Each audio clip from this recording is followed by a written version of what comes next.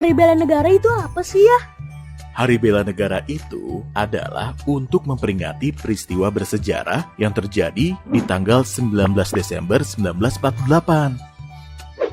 Saat itu, Presiden Soekarno dan Wakil Presiden Muhammad Hatta memberikan mandat kepada Syafruddin Prawiranegara untuk membentuk pemerintahan darurat Republik Indonesia. Agar tidak terjadi kekosongan kekuasaan akibat diasingkannya Soekarno dan Hatta oleh Belanda di tengah-tengah agresi militer Belanda kedua. Nah, Hari Bela Negara itu adalah untuk memperingati semangat para pejuang dan pendiri bangsa untuk tetap gigih mempertahankan kemerdekaan dan kedaulatan yang telah kita raih. Oh begitu ya. Nah, tapi kalau untuk Radit, apa arti bela negara itu ya? Kan Radit masih kecil, belum bisa ikutan membela negara dari musuh. Iya betul, tapi meskipun masih kecil, bukan berarti kamu nggak bisa ikutan membela negara, Dit. Gimana caranya ya? Caranya dengan giat belajar dan mengerjakan semua tugas-tugas kamu dengan baik. Di masa pandemi seperti sekarang ini, itu artinya tetap semangat walau harus belajar dari rumah dan tidak bertemu teman-teman. Oh gitu ya.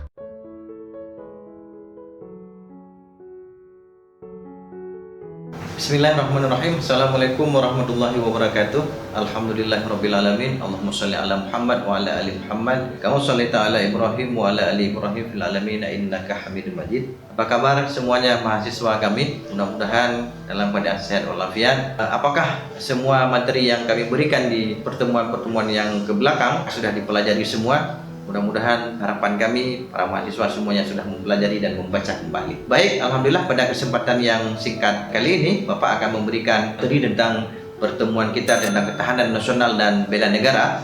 Maka kita harus mempelajari apa makna daripada ketahanan nasional, kemudian apa makna daripada nasional, kemudian untuk apa kita harus mempelajarinya. Jadi baik para mahasiswa, kita akan mempelajari apa itu pengertian daripada ketahanan nasional. Kalau secara etimologi itu ada kata tahan yang bermakna tabah atau kuat atau tidak kenal menyerah. Kemudian ada kata ketahanan berarti itu mampu ataupun tahan. Kemudian nasional, kata nasional itu yang berarti bangsa. Jadi para mahasiswa sekalian, kalau yang tadi pengertian tentang secara etimologi, maka ini kita akan kaji secara terminologi. Jadi apa makna daripada terminologi? Maka di situ ada 3 wajah ketahanan nasional. Yang pertama sekali, ketahanan nasional sebagai konsepsi atau doktrin. Itu yang pertama. Kemudian yang kedua, ketahanan nasional sebagai kondisi. Kemudian yang ketiga, ketahanan nasional sebagai strategi, cara atau pendekatan. Maka di situ ada 3. Jadi para mahasiswa, pengertian daripada ketahanan nasional adalah konsep khas bangsa Indonesia yang digunakan untuk menanggulangi segala ancaman yang ada di suatu negara yang mampu, kuat, dan tangguh. Itu bisa dibaca tentang pengertian daripada ketahanan negara. Definisi ketahanan nasional menurut garis besar haluan negara. Yang pertama sekali, ketahanan negara yaitu untuk menjalankan pembangunan sesuai negara. Yang kedua, ketahanan nasional adalah kondisi yang dinamis yang dapat berubah yang berasal dari integrasi kebutuhan bangsa dan negara. Yang ketiga, ketahanan nasional terdiri dari ketahanan politik, ketahanan ekonomi, serta ketahanan ideologi, ketahanan sosial budaya, dan mempertahankan keamanan. Para mahasiswa semuanya, maka ketika kita berbicara tentang ketahanan nasional menurut garis-garis besar haluan negara atau disingkat dengan GBHN itu, maka di situ ada 3 yang seperti yang Bapak sampaikan tadi. Silahkan dibaca kembali, kemudian didefinisikan untuk bisa disampaikan kepada peserta didik di sekolah. Sejarah ketahanan nasional, barangkali para mahasiswa pada tahun 1975 oleh Presiden pertama yaitu Insinyur Soekarno pernah menyampaikan tentang sejarah ketahanan nasional. Jadi ketika kita berbicara tentang sejarah ketahanan nasional, bangsa Indonesia ini luar biasa memiliki sejarah perjuangan, memiliki sejarah yang panjang.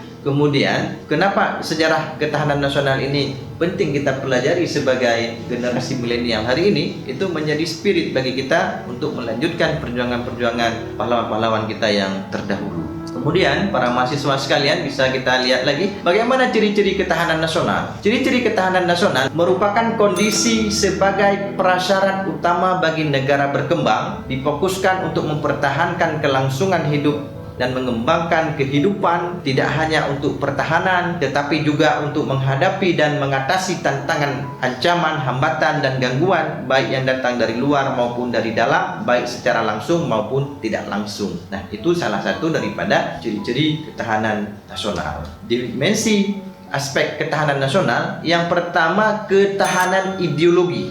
Maka di Indonesia ini ideologi Pancasila. Yang kedua ketahanan politik. Yang ketiga ketahanan ekonomi, yang keempat ketahanan sosial budaya, kemudian ketahanan pertahanan keamanan. Ini bisa disampaikan sebagai aspek ketahanan nasional. Jadi para mahasiswa, azas ketahanan nasional itu ada azas kesejahteraan dan keamanan, azas komprehensif integral, kemudian ada azas mawas ke dalam dan keluar, kemudian ada azas kekeluargaan. Jadi para mahasiswa sekalian, ketika kita berbicara tentang azas ketahanan nasional ini, di situ ada azas kekeluargaan. Kemudian para mahasiswa sekalian, sifat ketahanan nasional itu bagaimana? Yang pertama mandiri, yang kedua dinamis, yang ketiga wibawa, yang keempat konsultasi, yang kelima kerjasama dengan negara-negara luar, kerjasama dengan sesama anak bangsa. Jadi para mahasiswa sekalian, kalau sudah kita mengetahui tentang makna tentang ketahanan nasional ini, kemudian timbul pertanyaan, apa saja unsur ketahanan nasional? Nah, unsur ketahanan nasional itu yang pertama, dia memiliki 3 aspek kehidupan alamiah atau bisa dikatakan dengan trigatra. Kemudian ada 5 aspek kehidupan sosial, maka di sini disebut dengan pancagatra. Para mahasiswa sekalian, apa itu trigatra? Yang pertama, gatra letak geografis. Yang kedua, gatra keadaan dan kekayaan alam atau yang disebut dengan sumber daya alam. Kemudian yang ketiga, gatra keadaan dan kemampuan penduduk. Berikutnya para mahasiswa sekalian, ketika 5 aspek kehidupan sosial atau yang disebut dengan pancagatra, yang pertama ada gastra ideologi, yang kedua ada gastra politik, yang ketiga ada gastra ekonomi, yang keempat ada gastra sosial budaya, dan yang kelima itu ada gastra pertahanan dan keamanan. Jadi ketika kita berbicara dengan unsur ketahanan nasional, maka tidak terlepas daripada astra dan gatra. Nah, para mahasiswa sekalian, dalam subbab ini juga kita akan menyampaikan sedikit tentang bela negara. Definisinya adalah bela negara, upaya mempertahankan dan meningkatkan kewaspadaan diri dan lingkungan dari ancaman internal dan eksternal negara.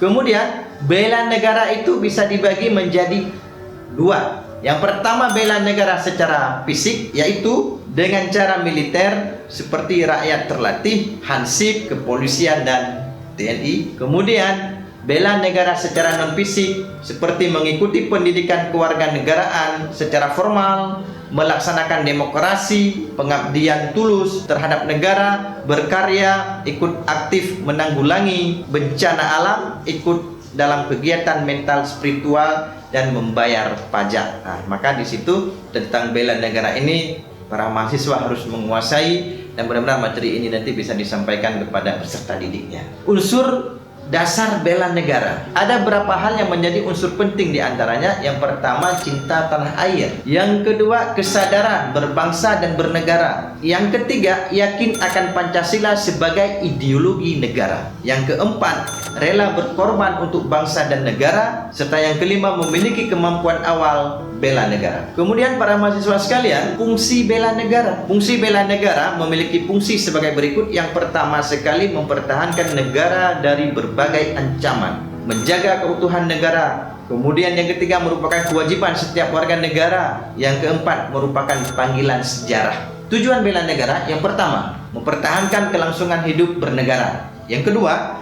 melestarikan budaya. Yang ketiga, menjaga identitas dan integrasi negara. Yang keempat, menjalankan nilai-nilai Pancasila. Jadi para mahasiswa, ketika kita berbicara tentang unsur dasar bela negara, fungsi bela negara, tujuan bela negara, maka di situ semuanya adalah menjalankan nilai-nilai daripada Pancasila sebagai dasar negara. dasar hukum bela negara. Apa dasar hukumnya? Ini perhatikan dasar hukumnya. Yang pertama sekali, pasal 27 ayat 3 Undang-Undang Dasar 1945. Semua warga negara berhak dan wajib ikut serta dalam upaya pembelaan negara. Yang kedua, pasal 30 ayat 1 Undang-Undang Dasar 1945, tiap-tiap warga negara berhak dan wajib ikut dalam usaha mempertahankan keamanan negara. Dasar hukum yang ketiga, Undang-Undang Nomor 3 Tahun 2002, setiap warga negara berhak dan wajib ikut serta dalam upaya bela negara yang diwujudkan dalam penyelenggaraan pertahanan negara. Jadi para mahasiswa semuanya, apa dasar hukum bela negara? Inilah dasar hukum bela negara. Nah, para mahasiswa sekalian, Indonesia punya Hari Bela Negara. Kementerian Pertahanan Republik Indonesia menjelaskan bahwa Hari Bela Negara diperingati setiap tanggal 19 Desember melalui Kepres nomor 28 tahun 2006. Penetapan 19 Desember sebagai Hari Bela Negara dipilih untuk mengenang peristiwa sejarah ketika tanggal 19 Desember 1948 itu Belanda melancarkan agresi militer kedua dengan mengumumkan tidak adanya lagi negara Indonesia. Ketika itu Presiden Insinyur Soekarno memberikan mandat penuh kepada Mr. Syarifuddin Prawinegara untuk menjalankan pemerintahan dengan membentuk Pemerintahan Darurat Republik Indonesia atau disebut dengan PDRI di Padang, Sumatera Barat, guna menjaga keutuhan negara Republik Indonesia. Jadi para mahasiswa sekalian, setelah kita semua mempelajari tentang bab bela negara ini,